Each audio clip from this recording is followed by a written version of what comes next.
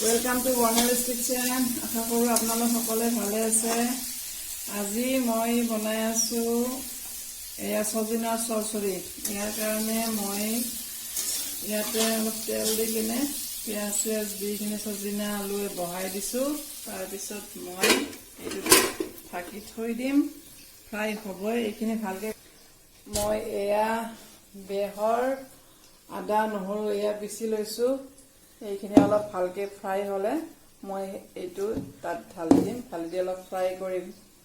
তো চাই থাকক আপোনালোকে সজিনাৰ চৰচৰি। তো এইখিনি মোৰ ফ্ৰাই হৈ দিছে ধুনীয়াকৈ। এতিয়া মই ইয়াত এইখিনি বেহৰ পেষ্টখিনি এইটোৱে ঢালি দিম। এতিয়া ইয়াত দিছো মই জলকীয়া আদা নহৰু বেহৰ এইখিনি অলপ ধুনীয়াকৈ অলপমান সময় গ্ৰেভিটো হেৰি কৰি লৈ কিনে ফ্ৰাই কৰি লৈ গোটা হৈছে। অলপ পানী দিছো।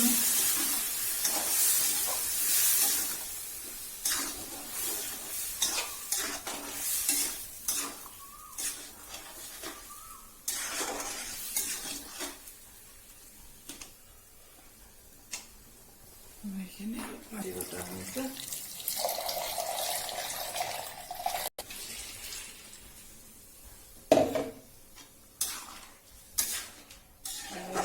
ইয়াতে এতিয়া পানী দি দিলো অলপ। এতিয়া মই অলপ ঢাকি থৈ দিম। চাই থাকক আপোনালোকে। তো এয়া মোৰ সজিনাৰ চৰচৰি ৰেডি হৈ গৈছে। এয়া অলপ গ্ৰেভি হোৱাত মই নমাই থৈ দিলো।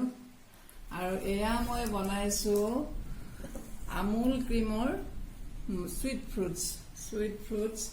এয়া আমুল ক্ৰীম। ইয়াৰ কাৰণে মই লৈছো এবাটি আমুল ক্ৰীম, তাৰপিছত কাজু খিচমিচ, এটা মালভোগ কল আৰু এটা আপেল। এয়া বনাইছো মই সুইট ফ্ৰুটছ ক্ৰীম। তো এয়া ৰেচিপি।